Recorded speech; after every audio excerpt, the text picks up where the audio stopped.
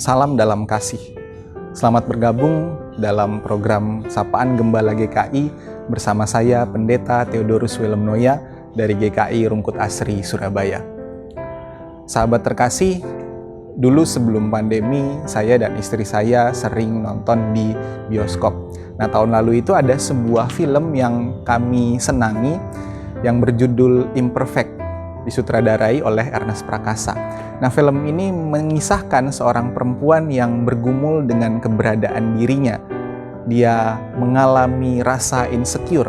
Dia bekerja di sebuah perusahaan yang bergerak di bidang kecantikan, tetapi penampilannya tidak sesuai dengan standar kecantikan pada umumnya atau standar kecantikan perusahaannya. Sehingga pada waktu ia ditawari kenaikan jabatan, dia juga diminta untuk mengubah penampilannya sesuai dengan standar kecantikan perusahaannya atau standar kecantikan masyarakat. Nah, disinilah dia kemudian bergumul dengan keberadaan dirinya. Dia merasa tidak aman, tidak nyaman, merasa insecure, sehingga dia berusaha untuk diterima oleh lingkungannya, atau kemudian dia berusaha juga untuk menerima keberadaan dirinya sendiri.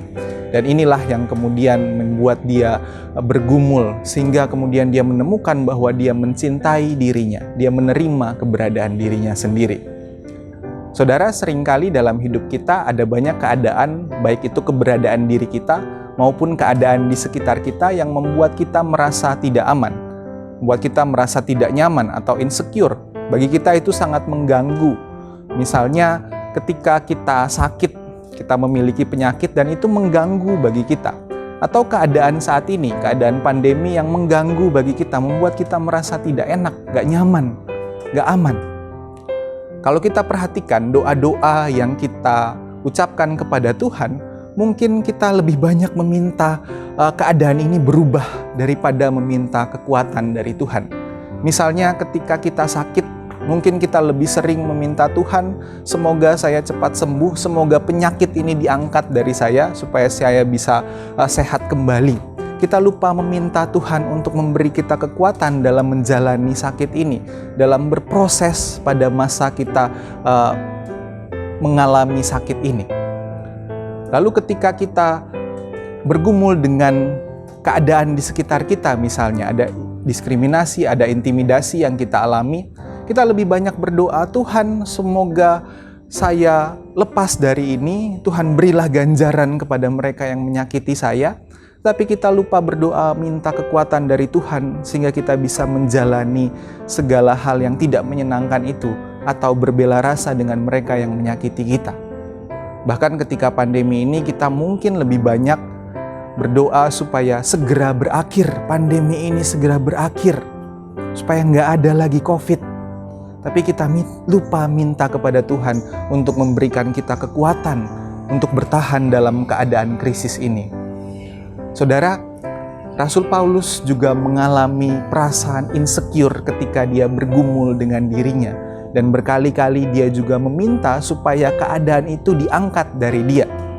Dalam suratnya yang kedua kepada jemaat di Korintus, pasal 12 ayat 7-10, dia berkata, "Dan supaya aku jangan meninggikan diri karena penyataan-penyataan yang luar biasa itu, maka aku diberi suatu duri di dalam dagingku, yaitu seorang utusan iblis untuk menggocoh aku, supaya aku jangan meninggikan diri.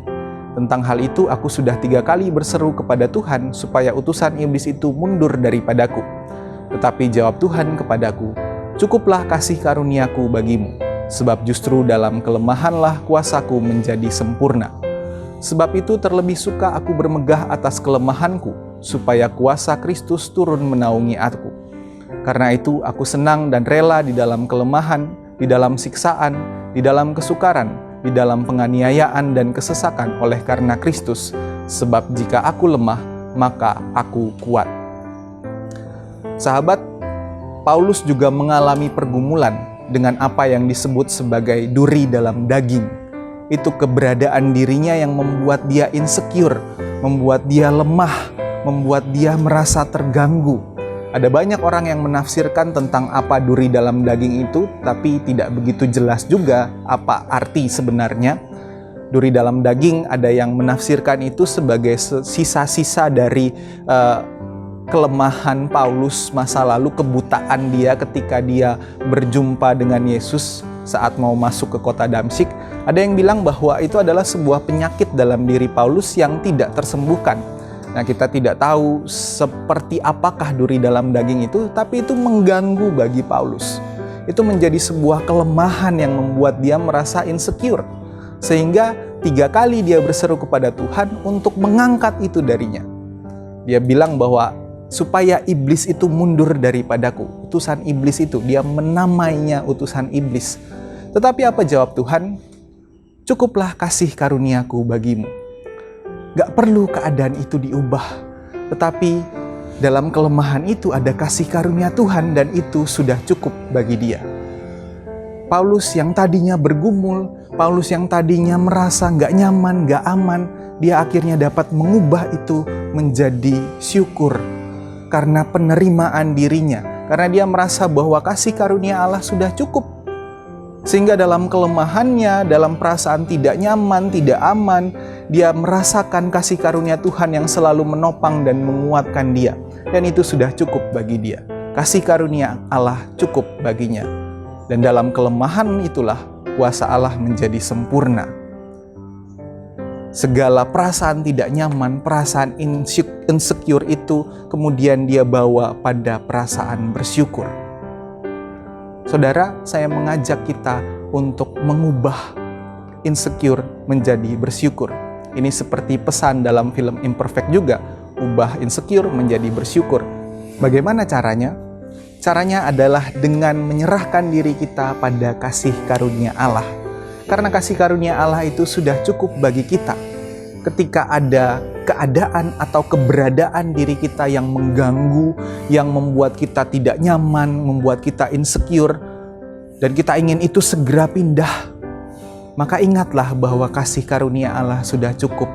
Ingatlah kasih karunia Allah itu memampukan kita bertahan, memampukan kita untuk terus berjalan menghadapi segala pergumulan hidup kita.